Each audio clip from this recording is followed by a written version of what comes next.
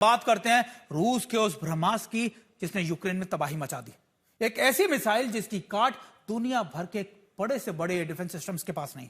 Lviv पर इसके जरिए रूस ने बड़े और जबरदस्त हमले किए, यूक्रेन के एनर्जी सिस्टम्स को पूरी तरीके से तबाह कर दिया। इतना ही नहीं, यूक्रेन की राजधानी कीव पर भी मिसाइलें और ड्रोन से बम बरसाने का सिलसिला अब भी जारी।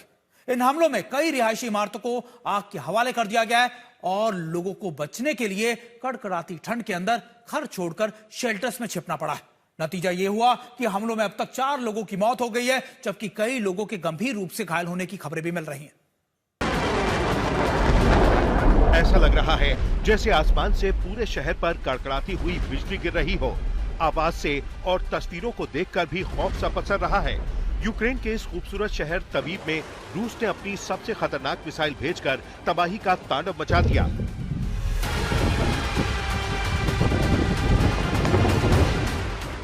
रूस के निशाने पर लवीव का ये एनर्जी प्लांट था। इसके लिए उसने एस्ट्रागन से लवीव एक ऐसी मिसाइल भेजी जो 13,000 किलोमीटर प्रति घंटे की रफ्तार से उड़ सकती है। फिर क्या था, 10 से 15 मिनट में मिसाइल लवीव पहुंच गई और सीधे एनर्जी प्लांट को तबाह कर डाला। पूरे प्लांट में आग लग गई। ये सब कुछ इतनी तेजी से हुआ कि इस हमले को नाकाम करने में एयर डिफेंस सिस्टम भी पूरी तरह से नाकाम हो गया। हवा की रफ्तार से आई इस ओरेस्टिक मिसाइल ने पूरे इलाके में तबाही मचा दी।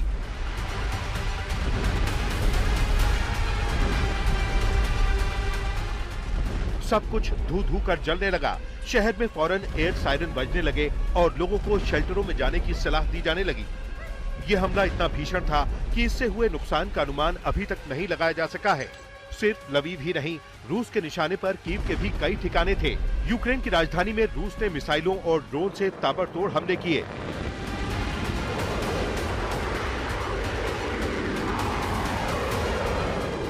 इसके लिए रूस ने 12 बैलिस्टिक मिसाइलें, 25 कैलिबर और इस्कंदर मिसाइलें और 200 से ज्यादा ड्रोन के जरिए बमों की बरसात कर डाली।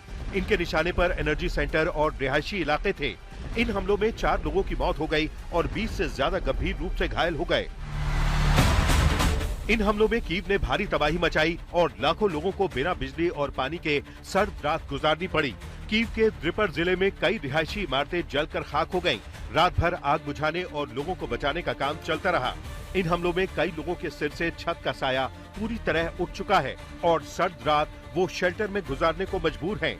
यूक्रेन के राष्ट्रपति जेलेंस्की ने आरोप लगाया है कि रूस इस भयंकर सर्दी में जानबूझकर ऐसे ठिकानों पर हमले कर रहा है ताकि बेकसूर लोगों को ज्यादा परेशान किया जा सके।